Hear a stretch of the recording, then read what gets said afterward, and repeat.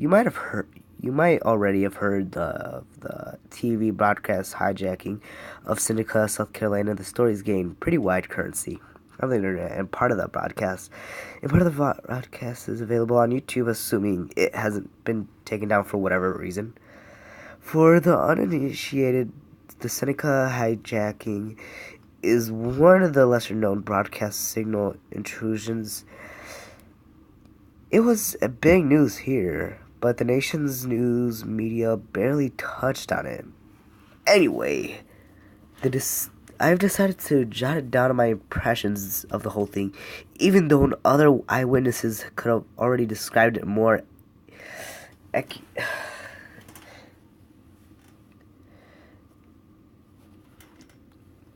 better than me, better than I could. I was home on winter break when it happened, making chemistry flashcards in front of the TV. No one else was around. After watching the umpteenth Law and Order rerun, I got bored and started channel surfing. A couple of minutes later, I stumbled onto this shitty public access channel where, bizarrely enough, my old high school Latin teacher was reciting a poem while wearing his dorky three-cornered hat. I watched for a few minutes. He had a good laugh. I remembered him being a pretty serious guy, not the sort of person who'd embarrass himself in public like this.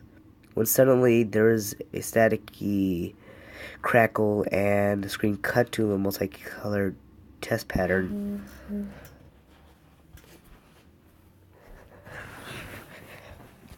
Before I had time to change the channel, there was another crackle. This weird cartoon shows up on the screen. The animation style was detailed but kind of jiggly and rough. It reminded me of those old anti-drug PSAs. Anyway, it seemed normal enough at first. The ordinary middle-class, average-looking family eating breakfast together around the kitchen table. There was a mom with old-fashioned hairdo, a dad, two cherub-faced kids, a boy and a girl, all very Norman Rockwell. The family had a small small talk. The family is making banal small talk.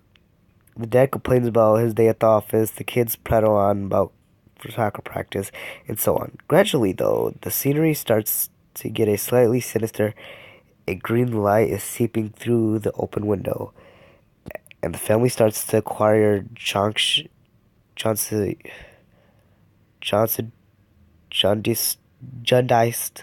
unhealthy look. Their skin changes color, and their eyes become sunken. In the background, a droning radio broadcast becomes perceptible. The announcer gives the date as November 15, 2017, and starts to go on about some strange crisis. You could barely hear what he's saying. He's saying something about a green light, melting flesh mutations, a strange shape emerging from sea again and again. The phrase "report to the nearest shelter immediately" is audible. Still, the family keeps eating breakfast as if nothing's happening. And here's where it gets macabre. The family finishes eating, and the mom loads the kids into the minivan. By now, they look really unhealthy. Their bodies are skeletally thin. The whites of their eyes are sickly yellowish color, and their hands are disheveled, and their hair is disheveled. The car drives through the landscape, bathed in green glow from before. Strange shapes bob in and out of the screen, but you can't quite tell what they are. All the buildings the car passes look weathered and deserted. Finally, the car stops at a playground, and the mom drops off the kids before driving away. There are large, odd-colored rocks all over the ground, and moaning can be heard at a distance. The kids hang breathlessly on the monkey bars for a while. Eventually, the camera pans over to the playground. You see the rocks are littering the ground.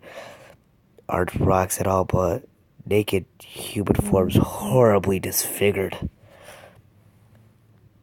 They seem to be either growing into or from the ground. I can't say which. And they they are very much alive. Behind the monkey bars, a tree can be seen with the human face growing from the trunk, its features writhing and contorted with in agony. The scene suddenly shifts to a white-collar office where the children's father stooped over a desk, typing away. His features are as sunken and diseased as that of the other family members. And the office is covered in a green glow. In the other cubicles, fleshless corpses sit upright at their desk, frozen in death. Finally, we see the family return home for the evening. Walking through the front door together, their skin is no longer simply jaundiced, but actually melting off, dripping from their outstretch of their arms, and running their faces in drops. As they are literally falling to pieces, the family sits down in the dining room and begins wordlessly to eat dinner. The flesh becomes more and more sorry, I'm sick. Becomes more amorphous, ribbons of skin dangling from their bodies like the tendril of an octopus. I could barely describe it, but they somehow begin to merge with the chairs they're seated on, or rather, their skin overgrows them. By now, the skin has the consistent has the consistency of melted ice cream, and they are barely recognizable as human, except for their eyes, which somehow remain intact. The camera zooms closer and closer to the table, and their eyes all move directly towards the camera, conveying the feeling of unfathomable of an of unfathomable sadness. The screen goes back and large white letters appear on the screen. Report to the nearest shelter immediately. Remaining at a private residence is strictly prohibited. And with that, the screen turns to static. I stared in stunned silence for a few minutes before the local channel switched back on. Oh, and that's all I know, really. Almost, I was dreaming until the paper reported the next day. And God knows what really happened. A ridiculously elaborate prank, an ill-advised viral marketing campaign. The crazier parts of the internet have their own theories. But we'll never truly know.